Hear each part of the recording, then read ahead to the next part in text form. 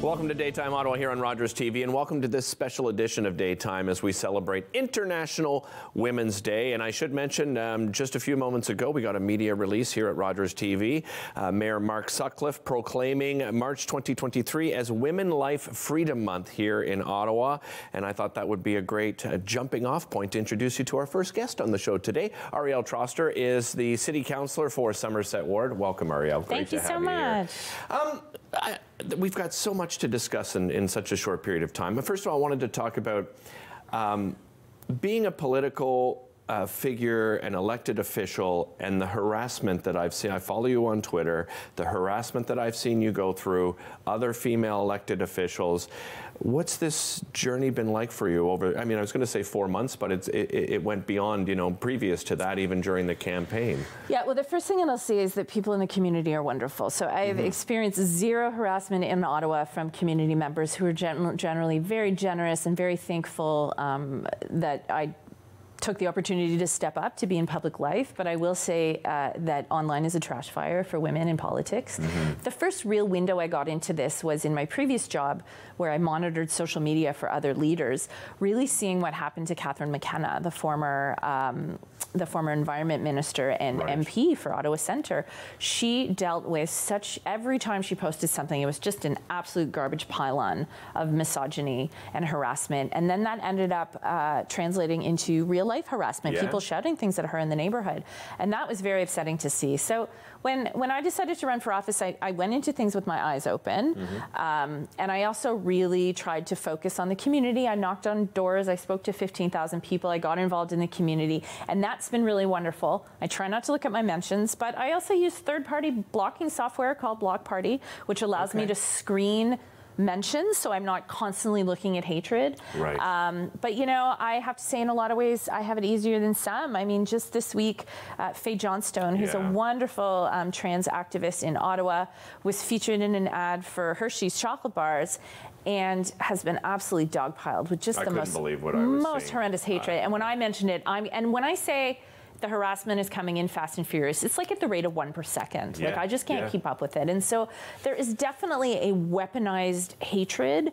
And there are some really dark places in the web that are encouraging folks to just pile on. We see it happen to former Global journalist Rachel Gilmore, especially since she was let go from that job.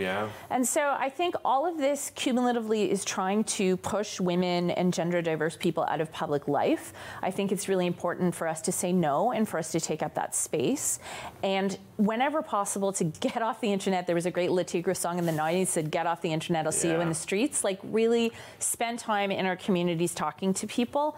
But I have to say that background noise can be very distracting and very upsetting. I don't want to ever excuse it because it's not acceptable. Agreed. And great advice. I mean, stepping away from social media, I think we all need to do it more often and you know, look at more of what's happening within our city and our circles, which brings me to, you know, a topic you wanted to discuss today, and that's how to build a better city for women. What do you think we could do differently?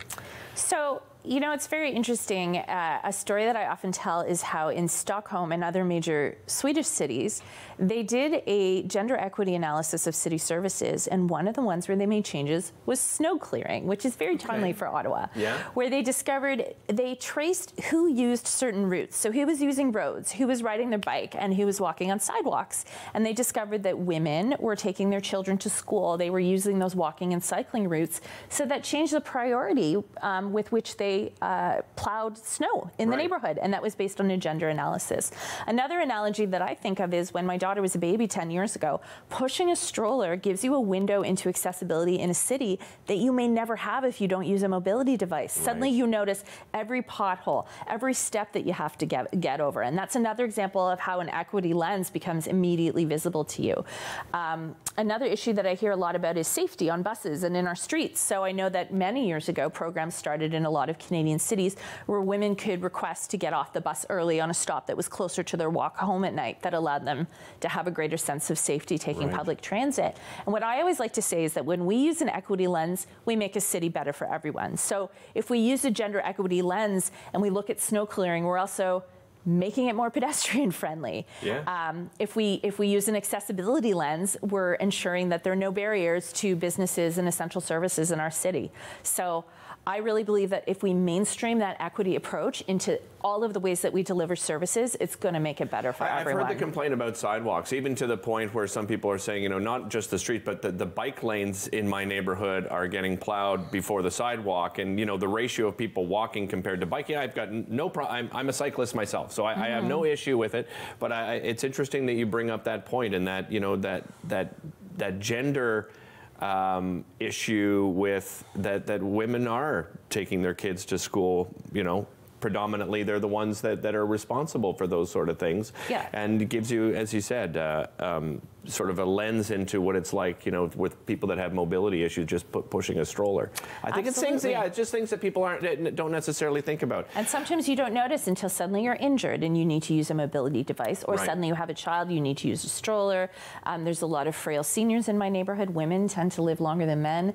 Women who are no longer able to drive are more likely to walk. So I really think that if we can apply that lens to our city services, it makes our city more efficient, it makes it more equitable, and it has a spillover effect of also being more accessible to seniors, to people with disabilities. I know you're passionate about the homelessness crisis in our city, affordable housing, specifically about homelessness. Let's talk a little bit about that and how that specifically affects women in our community. Sure. Well, the number one source of homelessness among women in Canada is intimate partner violence. Yeah. So that's one issue, which is that women fleeing violence need a place to go. So on International Women's Day, that's always top of mind for me. And here's the reality. The housing crisis right now, we have 12,000 people waiting for subsidized homes in our city. We do not have enough affordable homes. So increasingly, it means that women might stay in a dangerous situation because they literally don't have other places to go. Yeah. My daughter's school had a situation in the beginning of the year where there was a group of children who couldn't start school for the first couple weeks because they were living with their parents in hotel shelters and they couldn't figure out how to get the school bus to get them to school. Right. And so it has a trickle-down effect into family poverty and into childhood development. At the end of the day, housing is the first and most important stability that all of us need to have in our lives.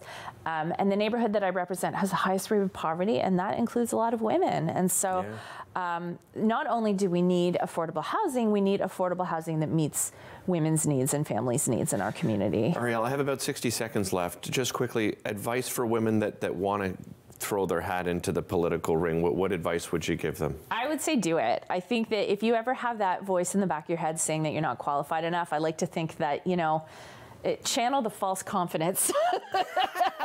I don't know if it's false. Channel the confidence of someone vastly unqualified that you have seen run for office before. I think there are examples. You're not wrong. But at the end of the day, I really believe we all need to believe in ourselves, and I think that there are studies out there that say women are only likely to apply for a job if they have 90% of the qualifications, but men are likely to apply if they have 60 or 70%. I think sometimes you need to just take a breath and take a leap. But I also really recommend that people really get involved in community because you care about community. Yeah, and that's how you got involved, right? Absolutely. To begin with. Ariel, real pleasure having you on the show. Thanks so much. Thank and happy International Women's Day to you. We'll be right back after this.